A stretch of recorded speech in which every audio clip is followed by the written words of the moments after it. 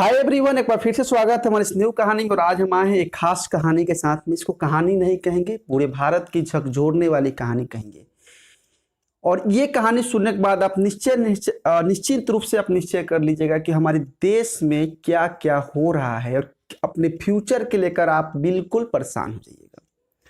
आप यहाँ तक सोच लीजिएगा कि आने वाले समय में अपने बाल बच्चों को अपने से दूर नहीं कर सकते हैं। आइए कहानी को शुरू करते हैं। कहानी शुरू करने से पहले हम बता दें, एक गुड न्यूज मेरे लिए और आपके लिए है कि हमारे टीम में, हमारे परिवार में एक न्यू व्यक्ति जुड़े हैं जिनका नाम है विवेक वर्मा। आज के बाद वही हमारे कैमरा मॉनिटरिंग करेंगे, जो भी होगा यहाँ के वर्क में वो पार्टिसिपेट करेंगे। तो कहानी शुरू करते हैं। कहानी शुरू करने के साथ आपको ये बता दें कि आज से हमारे विवेक वर्मा जी आज से हमारे टीम में जुड़ गए हैं। दूसरी चीज के हमारे देश के सबसे अहम राज्य उत्तराखंड एक ऐसा राज्य जहाँ हर कोई जाना चाहता है घूमने के लिए, तीर्थ स्थल के लिए। सब तरह से उत्तराखंड बहुत अच्छा जगह है। उत्तराखंड की एक बेटी की कहानी है, एक कहानी नहीं है, दिल झकझोरने वाली कहानी है। पूरे देश इसके लिए आज रो रहा है, इंसाफ मांग रहा है। क्या होगा, आइए सुनते हैं इसकी पूरी क्या इसके साथ घटित हुआ है। एक उत्तराखंड एक स्टेट है पूरे भारत में जिसका उत्तराखंड की एक बेटी उम्र 19 साल,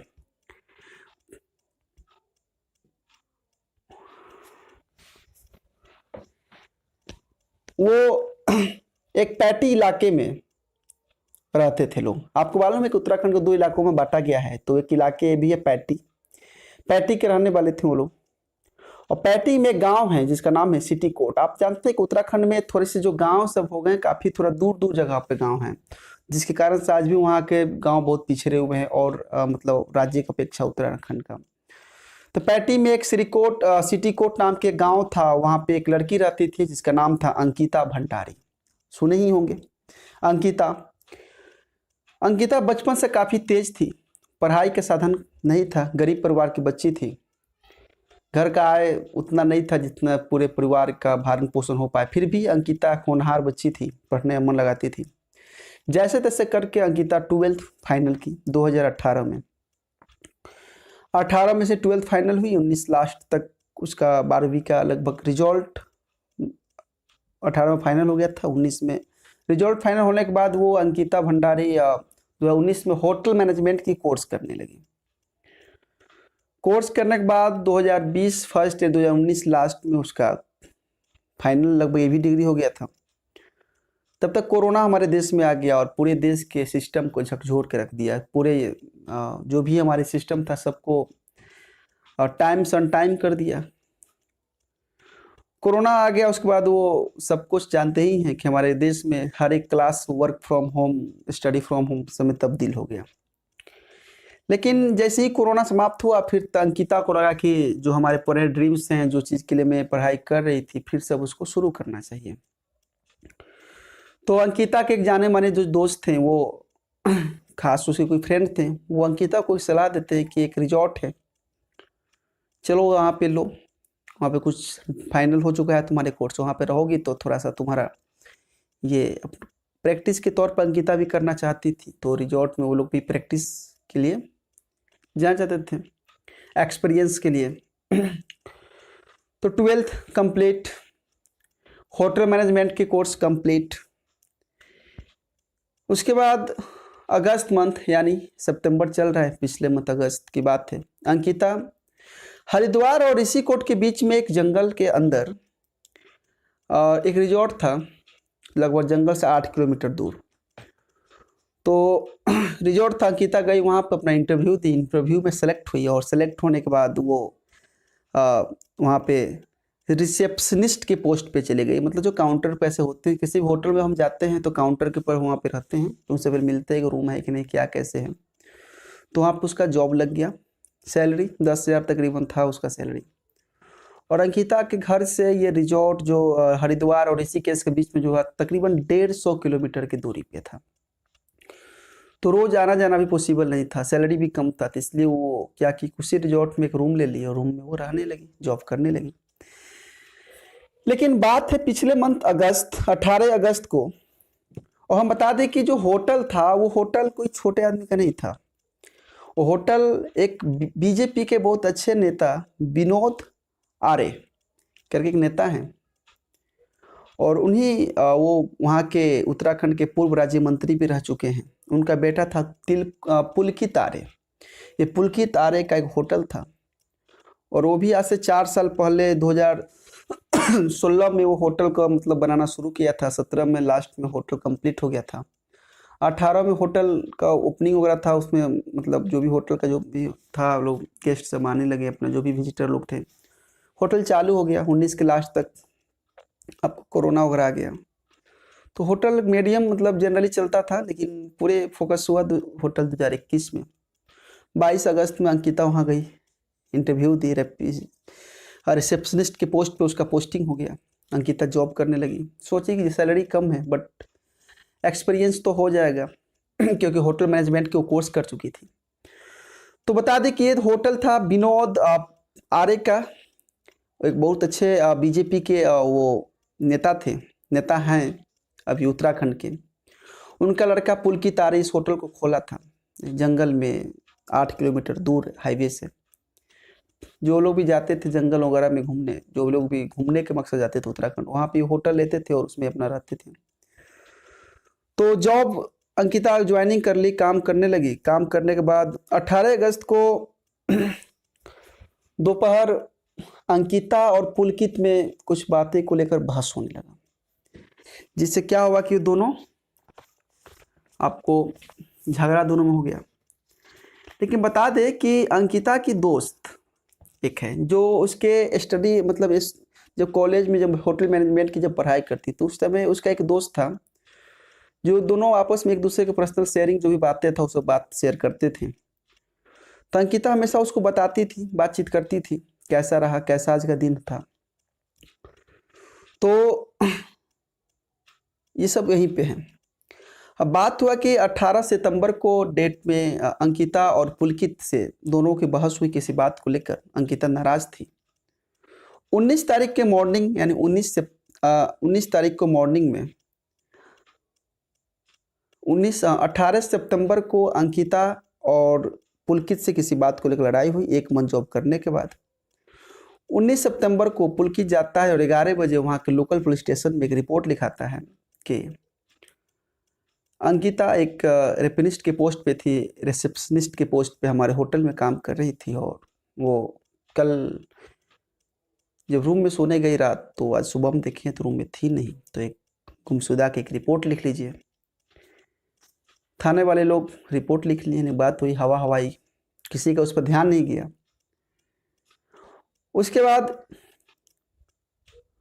20 सितंबर के सुबह अंकिता की फैमिली को वो पुलकित कॉल करके बोलता है कि आपकी लड़की हमारे यहाँ जॉब करती थी और 19 सितंबर से वो गायब है। सॉरी 18 सितंबर के शाम में सोने गई अपने कमरे में, 19 सितंबर से गायब है, वो है नहीं यहाँ पे। बात ये था कि घर से 150 किलोमीटर दूर, आप जानते हैं उत्तराखंड के रोड अच्छे नहीं है, पहाड़ी इलाके हैं, तो थोड़ा सा जाने आने में 1 घंटे में 20 किलोमीटर 25 किलोमीटर 30 किलोमीटर जाते हैं। यहाँ के पेरेंट्स से और होटल जो ये रिजॉर्ट था इसके डिस्टेंस तकरीबन 150 किलोमीटर थे। तो इसको लेकर काफ़ी लोग परेशान हैं, लेकिन फिर भी बेटी की बात थी, परिवार के एक सदस्य का ये गुमशुदा का रिपोर्ट था, ये घटना हुआ था, तो फिर घर वाले दौड़ के आए। आने के बाद उसी पुलिस स्टेशन में जहाँ पे वो गए तो बताए कि इस तरह की बात है, मेरी बेटी यहाँ पे जॉब करती थी, आप ये कंप्लेन लीजिए। और यहाँ पे जो अंकिता का जो दोस्त था जो होटल मैनेजमेंट के कोर्स करने के समय से उसके साथ में था, तो वो उससे और अंकिता के फादर से दोनों की बातचीत होता था। तो दोनों मतलब वो बताई कि देखिए अंकिता की कॉल 18 तारीख से नहीं लग रहा है, आज 19 हो गया, आज 20 तारीख हो गया, आज 3 दिन हो गए, कॉल नहीं लग रहे हैं, बात क्या है। तो बताएं कि अंकिता गायब है और इसका कंप्लेन पुलिस स्टेशन में ऑलरेडी पुलकित नोट करा चुका है। उसके बाद वो लड़का अंकिता का फ्रेंड, स्टूडेंट लाइफ का, और ये अंकिता के बीच की जो बातें हुई थी, जो व्हाट्सएप चैट जो हुआ था, वो सब कुछ अंकिता के फादर को सेंड कर दिया। सेंड करने के बाद जैसे ही ऑडियो क्लिप जो भी था अंकिता और उसके फ्रेंड के बीच की बातचीत, जो ये था व्हाट्सएप चैट था, ये सब अंकिता के फादर देखिए। उसके बाद उनको लगा कि ये पुलकित कहीं ना कहीं अंकिता के गुमशुदगी में इसका हाथ है। उसके बाद क्या हुआ कि वो उसी पुलिस स्टेशन में बोले कि कंप्लेन किए जिसमें लिखवाना चाहते हैं कि पुलकित हमारे बेटी को गायब करने में इसका हाथ है। अब बात ये थी कि उस उत्तराखंड का ये बीजेपी का लीडर का बेटा अगेंस्ट में कंप्लेन था। पूरे दिन उस पुलिस स्टेशन में अंकिता के माता पिता जिसकी एक बेटी भुला गई है वो लोग उस पुलिस स्टेशन में खड़े थे, लेकिन उनके कंप्लेन कोई लिखने वाला नहीं था, कोई लिख नहीं रहा था, गिरगिरा रहे थे। इतना कुछ नहीं, तब तक सोशल मीडिया पे सारी न्यूज़ें जानते ही हैं। आज के दौर में सोशल मीडिया इतना ज़बरदस्त हो चुका है, इतना पावरफुल हो चुका है कि 1 घंटे में कुछ भी करा सकता है। तो वहाँ के लोकल लोग इसको वायरल करने लगे, इस घटना को अपने सोशल मीडिया के माध्यम से शेयर करने लगे। और वहाँ के लोग भी पहुँचे, बोले कि जब इनकी लड़की गायब हो चुकी है तो आप कंप्लेन क्यों नहीं लिख रहे हैं। इनकी बात तो वही बड़े दबंग बीजेपी पूर्व राज्य मंत्री का बेटा के कहानी साथ इनको अगेंस्ट में कंप्लेन जाने वाला था, इसलिए थाना वाले भी नहीं लिख रहे हैं। शाम हुआ, तकरीबन 4 बज गए और 4 बज रहे हैं तो वही बीजेपी के जो पुलकित थे उनके फादर आते हैं और तब तक थाने में एज ए स्पेशल गेस्ट की तरह उनका साथ टिट किया जाता है। स्पेशल चाय कॉफ़ी नाश्ता वगैरह सब प्रबंध कराया गया। वहीं पर अंकिता के पिता जिनकी लड़की गुमशुदा थी उसके अगेंस्ट में कोई कंप्लेन नहीं। अब बात है कि वहाँ के कुछ लोकल लोग बोले अंकिता के फादर के काम कीजिए, जब थाने वाले इसका कंप्लेन नहीं लिख रहे हैं तो आप डीएम साहब से मिलिए। अब उस डिस्ट्रिक्ट में जो डीएम साहब थे वो डीएम साहब के पास इन लोगों ने गया और जाकर वहाँ पर रिक्वेस्ट किया तो वो तुरंत पुलिस प्रशासन को बोले कि इनके अगेंस्ट में इसको जांच पड़ताल किया जाए। और जो ये जो व्हाट्सअप चैट जो था वो ऑडियो क्लिप तो वहाँ के डीआईजी सब देखें तो बोले कि नहीं इसके लड़के के प्रति पहले आप कंप्लेन नोट कीजिए, एफआईआर कीजिए। तो 20 तारीख को सुबह में एक एफआईआर होता है, जो पुलकित के ऊपर एफआईआर होता है। उसके बाद सबसे पहले पुलकित उस होटल का मैनेजर जो गायब था पिछले 18 तारीख से उसको भी अरेस्ट किया गया। फिर उस होटल के एक और स्टाफ था जो भी गायब था उसको भी अरेस्ट किया गया। तीनों को पकड़ के पुलिस बातचीत करती है, पूछती है क्या हुआ था। और वहाँ पे वो बता दें कि जो अंकिता के जो फ्रेंड जो वीडियो क्लिप भेजा था उस क्लिप में एक ही चीज अंकिता बार बार रोते हुए बोल रही है कि ये लोग हमें 10,000 का सैलरी देते हैं तो लग रहा है हमें खरीद लिए हैं। जब भी होटल में कोई नया कस्टमर आता है तो हमको उसके रूम में भेजने पर लोग मजबूर करते हैं, मैं जाना नहीं चाहती हूँ। उनको लगता है कि मैं दूसरे तरह की लड़की हूँ, लोग 10,000 में हमसे सब कुछ करा लेंगे। हमको गलत लग रहा है कि मैं जिस टाइप को सोचते हैं उस टाइप को मैं हूँ नहीं। रो रही थी कितने बार। इस 1 मंथ की जॉब जो ड्यूरेशन था जो की थी 18 सितंबर को उसका मंथ लग जाता।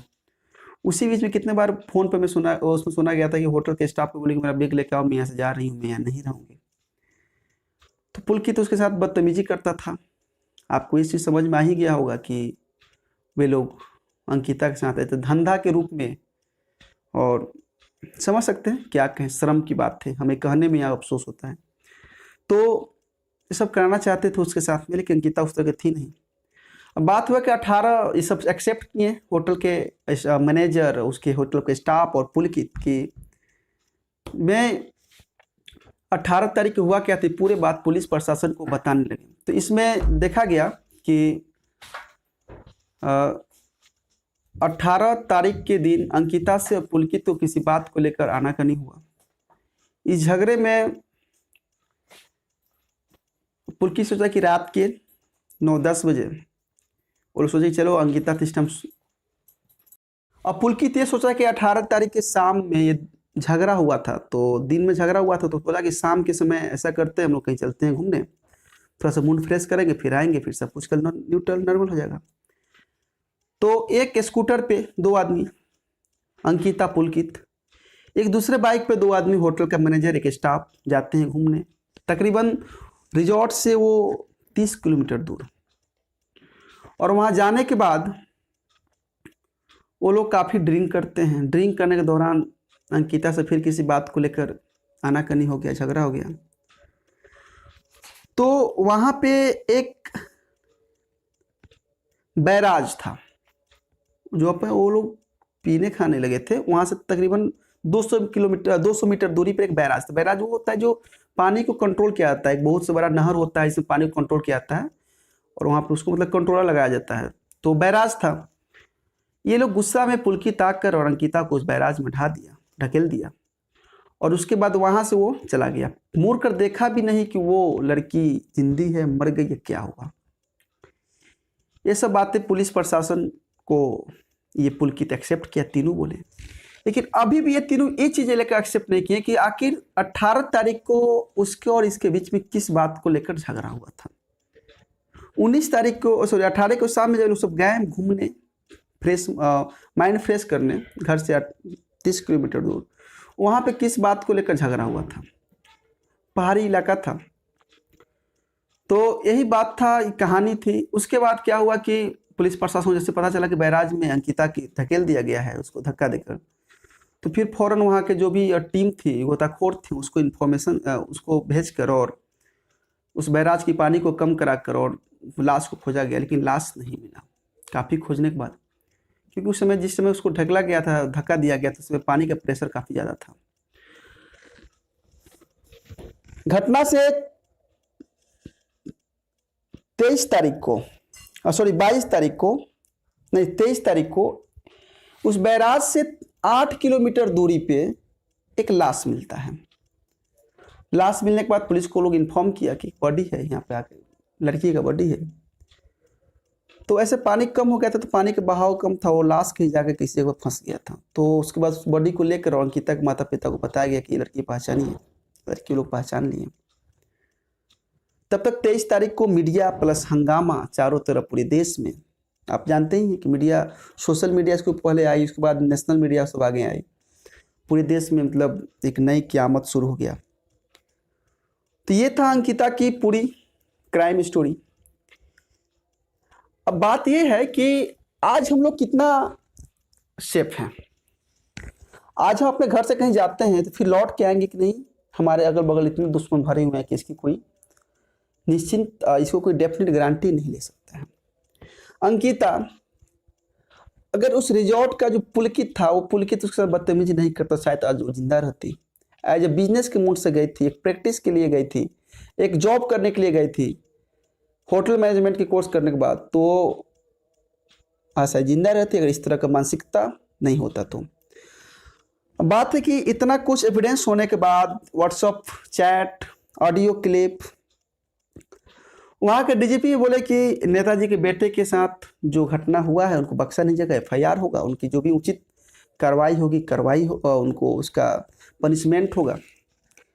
वहाँ के जो CM हैं, DM हैं, सभी लोग इस चीज़ को आश्वासन दे रहे हैं। लेकिन होता क्या है आज के दौर में, हम लोग करते क्या है, जब भी कोई न्यूज़ आता है तो उसको चलाते हैं और चलाने के कुछ दिन बाद धीरे धीरे हम लोग उसको भूल जाते हैं, उससे इंसाफ नहीं होता। इस दौरान कितने ऐसे खबरें हैं जिसके मोटो बदल गया। अगर एक चीज़ मैं आपसे पूछना चाहता हूँ, अगर वो बॉडी जो 8 किलोमीटर दूर अंकिता का मिला, जिसका माता पिता ने एक्सेप्ट किया कि अंकिता है, तो नहीं मिलता तो हो सकता था सब कहते कि नहीं वो जिंदा है, हमने उसको नहीं मारा है। बहुत से कुछ बोल सकते हम नहीं मारा उसको, और मुजरिम तो चाहता ही है कि हम निर्दोष हैं, बनने का 100% साबित भी करना चाहता है।